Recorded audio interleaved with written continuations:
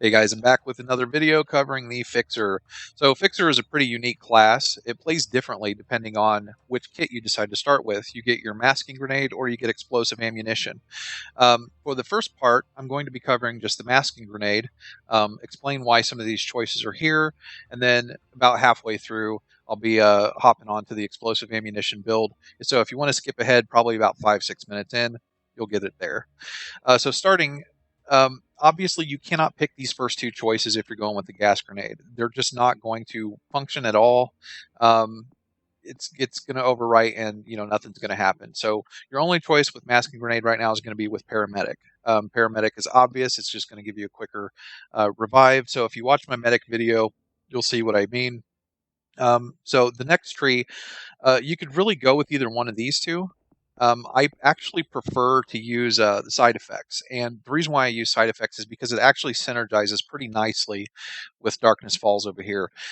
So I don't think that 5 seconds is really quite enough in some hairy situations when you have to use it in combat. Um, People tend to miss the cloud, just at the last second. I mean, I've done it a lot of times, and it's been really frustrating to me where it's like, oh man, I need that cloud, but now, I've got three guys in front of me that I'm trying to push out of the way or shoot, whatever, and I just barely miss it. This gives you a little bit of a buffer for that, but it also gives you 5 more seconds to continue doing damage with a lethal effect. Plus, it gives you the added benefit that you can use it offensively. But if you prefer playing a more defensive role, then obviously I'm going to recommend going with Night Owl. Stand By Me is just a little bit too situational. It requires you, the only way you can get a benefit from it is by, somebody getting knocked down or getting pinned. Pinned just doesn't seem to happen that often, and there's rare circumstances where people stand in the middle of a rushing horde and think that they can melee it all.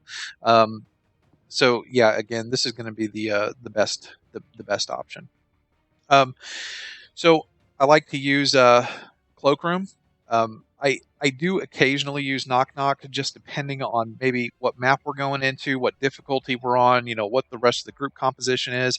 But I think that it's really situational, and it's not always beneficial to have a breaching charge. Um, Most of the people who've been playing long enough know kind of where on the map they can find their breaching charges. So it's just kind of a wasted place when this can be a much more clutch ability that can get you out of some really hairy situations. It just gives you a really brief masking effect, and it does its job. Now, moving on to the next one, I think it's absolutely crucial that you're starting out with a sporting carbine with this build because of its high power and its high penetration, and it gets a lot of that also from the power shot skill over here. But I'll get into that in just a moment. Um, Scavenger is really good. You could also go with Pickpocket. Um, I'll just throw it up here. So you can actually use Pickpocket and Scavenger really well. It doesn't really matter um, which playstyle you're going with, because when you're using a high penetration gun, this is 3 or 4 shots right there, right in the middle of a horde. That's 3 or 4 shots, and you're getting that refill. Um, if there's always going to be special zombies around the map, you can really just kind of throw a dart at either one of those two, and they're going to work out just fine. Now, if you're using masking grenade, obviously this is going to be your only choice here, but it's just going to give you a little bit of extra ammo kick. Um, Again, I think this skill is just far too situational to be of any use. This one's going to have much more throughput.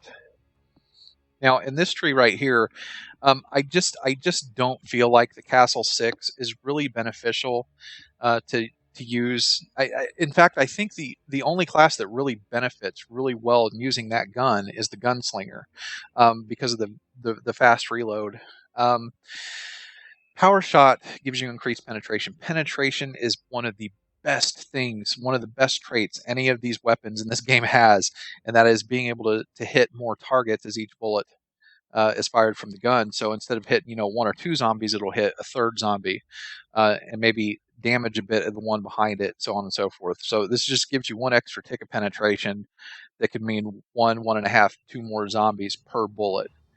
Um, the extra reload speed, I toy with it from time to time, just depending on how I want to play the class.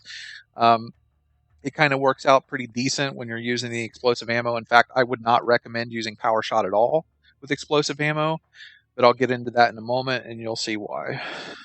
So I did cover the Darkness Falls already. Um, I like having a little bit extra masking effect, and as far as I know, it actually does work.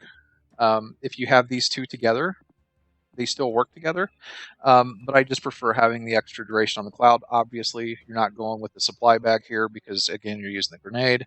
Um, with this tree right here, you could really just kind of, go with any one of them. It doesn't really matter. If you find yourself using the mortar and the stationary machine guns, it's actually pretty cool. In fact, this is probably the better option all around. I just like to have this particular gun because, as it stands, this is not a very strong build for handling bulls.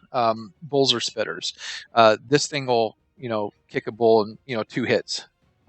Okay, so getting onto the explosive ammo, just to real quick show you this build. It's going to look something like this. Any one of these, I'll just put it there. This is what your explosive build should look like. Now, using a supply bag gives you a 25% chance to restore 1 equipment charge, and that means anybody that uses it, not just yourself. And you can also hit a cap. If you loot it, you can get more ammo. It's not going to give you more explosive ammo. So if you're already capped, like if you're, you've got as much as you can carry, you're not completely drained, it's not doing anything more for you, don't try to proc it. Let your teammates hit it too. This one right here, again, if you're using this, neither one of these two are going to benefit you in any way, so this is going to be your only option. And frankly, it just kind of sucks that you're stuck with it because it's not really doing you any good being there. This one's really cool because it still gives you some kind of a masking effect. Just whenever you get a teammate up, boom, it's there for you. Obviously, again, starting with the carbine is really one of your best options because it's a high-powered gun. It's a tier 2. It's not the best. It's not a scout rifle. Either one of these two, again, this is going to be your only option for using a supply bag. Too situational. Obviously, that's a gas grenade. So the reason why I choose lightning hands over power shot here is because when you use the explosive ammunition, it does not have a splatter effect. A lot of people, I think, go into that thinking that, hey, this is just going to be like, these scatter shots is going to hit and explode, and it doesn't do that. It does not do that. It only adds more damage to each bullet, and it also takes away penetration.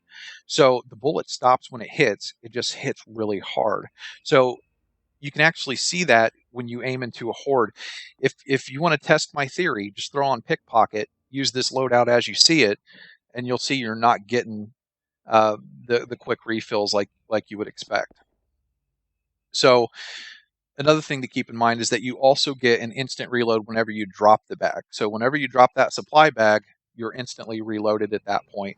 So it is kind of a little bit overkill to have that along with, if you're using that as a reload mechanism, in which case you could go with the Castle 6, but I just don't think it's that great of a gun to begin with. Clip's too small, reload's too long. You need to be able to shoot faster. This is obviously going to be, again, your only option because you're using a supply bag. Neither one of these two are going to have any benefit to you. And again, we're back into this tree where you can just kind of throw anything at it and, it's not going to matter. So that's it for this video. I hope you guys liked it, and stick around. Next one I'll be covering Slasher and Exterminator.